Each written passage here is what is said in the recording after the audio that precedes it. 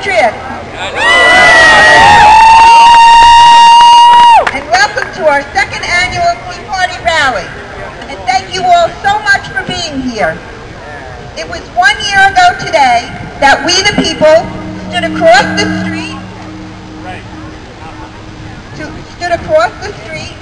to voice our First Amendment right in protesting outrageous government spending and thinking that we were in the minority.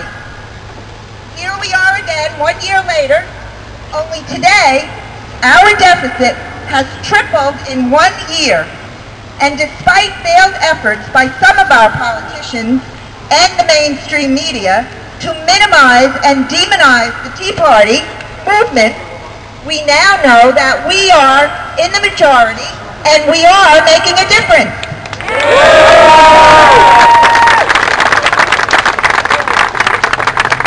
We the people will not be ignored, and we are here today to voice our strong opposition to policies that are fundamentally transforming our nation to its detriment. We the people want our politicians to know that we believe in the Constitution of the United States, the Declaration of Independence, and the Bill of Rights.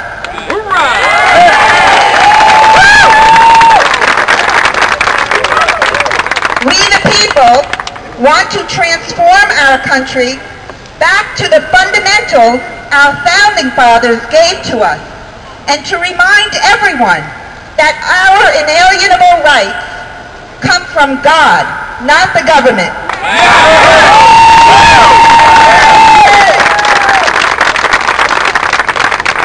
We hope today's program encourages and empowers you to go forward with a renewed spirit of courage and unity as we continue to defend our Constitution.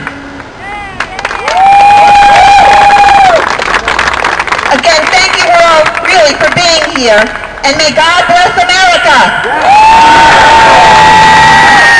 And now if you will all join me in reciting the Pledge of Allegiance. I pledge allegiance to the flag of the United States of America and to the republic for which it stands, one nation, under God, indivisible, with liberty and justice for all. And now we'll sing, I think, God Bless America. You guys sing along, all right?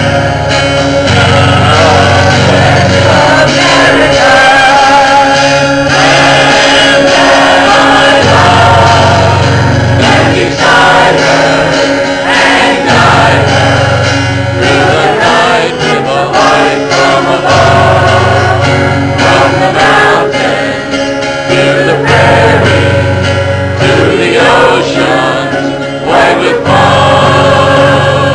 God bless America, my home sweet home. God bless America, my home sweet home.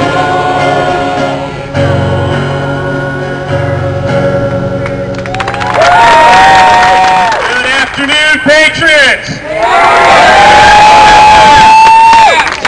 Welcome to the second annual Tax Day Tea Party on the Green in Hackensack. Just to make sure, because we've heard a lot of press about us Tea Party people being radical, I came armed today. Fully armed and ready for battle. I have my Constitution. That's the only weapon we need. The rule of law must prevail. Ladies and gentlemen, you are on sacred ground. This green at Hackensack was a site of where Washington's army in November of 1776 was assembled, while the commander-in-chief was right over there where building 1 stood, and he would go to the church behind us and worship.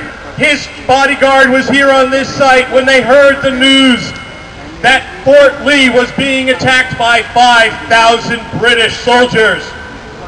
Today, As they said in Bergen County in November of 1776, these are the times that try men's souls.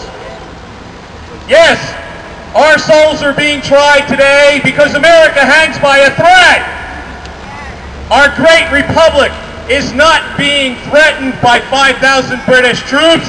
It's being threatened by a liberal, out-of-control House, Senate, and presidential regime that is bent.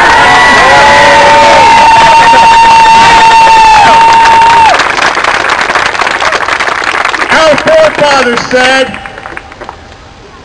that our rights come from our Creator. And our Creator gives these rights, the rights that cannot change: life, liberty, and the pursuit of happiness. Those rights are given to us by our Creator.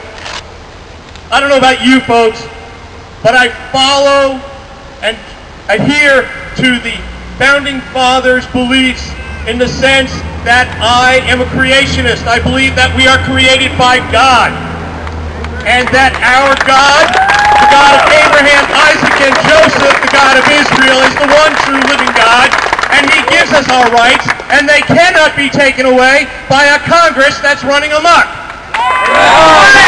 They can try, but they can't do it. If you look right behind us, you'll see a wonderful church, and in that churchyard are a number of patriots. Amongst the patriots in that churchyard is a former minister of that church by the name of Solomon Frawley. Solomon Frawley was a great American patriot during the time of the American Revolution. He died in 1827. But before he passed on, of course, in 1806, he, with the Bergen County Republicans, wrote a letter to Thomas Jefferson. And they wrote, "When we consider that the true end of the government is to secure and perpetuate the blessings of society, government is also to secure the enjoyment of all those natural rights and privileges which are consistent with its institution. When we feel ourselves in the possession of such privileges as our natural rights, when liberty and civil and religious is ours, when we find ourselves unshackled by oppressive government impositions, when industry is protected and rewarded, and the fruits of its labor and the face of our country presents a cheerful aspect of general prosperity, it is then that we think that the majestic pillar of our Constitution is producing good government." That is the Bergen County Republican Organization of 1806, with Solomon Frawley writing to Thomas Jefferson. I found a fantastic quote of our founding father, our first great president, George Washington, as he wrote on September 30th of 1798 in a letter to James McHenry.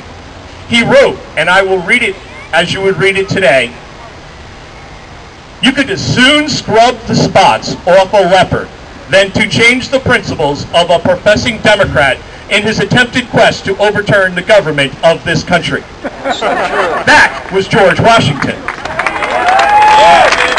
Way to go, George! You know, he knew back then that the problem we got in Washington is from a party that started back then, got to Thomas Jackson, Andrew Jackson, and then continues to today, when it totally went downhill with Roosevelt and became the Democrat, Socialist, Marxist party that you find in Washington today. We as Americans have been taxed enough already.